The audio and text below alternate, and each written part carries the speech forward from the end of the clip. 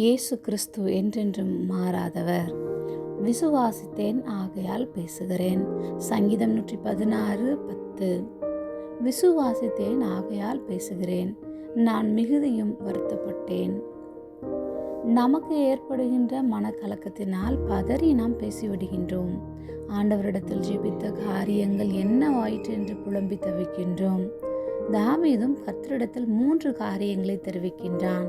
தன்னுடைய விசுவாசம், தன் மனதில் இருக்கின்ற கலக்கம், அவர் தன்னை பாதுகாத்து வழிநடத்தி வருகிறார் என்று உணர்ந்து அவருக்கு ஸ்தோத்திரமும் செலுத்துவேன் என்று வேண்டுதல் பண்ணுகிறான். தாவீது ராஜாவாவதற்கு முன்னதாகவே அவனுக்கு அநேக பாடுகளும் உபத்திரவங்களும் எதிர்மறையான சூழ்நிலைகளும் ஏற்பட்டன. தாவீது எல்லா நெருக்கத்தின் மத்தியிலும் விசுவாசித்தேன் பேசுகிறேன் என்ற வார்த்தையை நம்பிக்கையோடு அறிக்கையிட்டு தேவனை வணங்குவதை பார்க்கின்றோம். இன்றும் நம்மால் நிதானித்து பார்க்க முடியாத காரியங்களை கர்த்தரிடத்தில் ஒப்புவித்து விடுவோம்.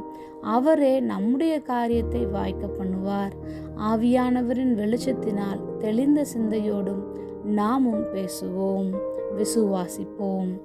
ஜெபம். அன்பின் பரம தகப்பனே, எப்பொழுதும் எங்களோடு கூட இருக்கிறவராகவே இருக்கிறவரே, உம்மையே விசுவாசித்து உம்மிடம் எல்லாவற்றையும் பேசுகிறோம். அதற்காக நாங்கள் நன்றி செலுத்துகிறோம். இயேசுவின் நாமத்தில் பிதாவே, ஆமென்.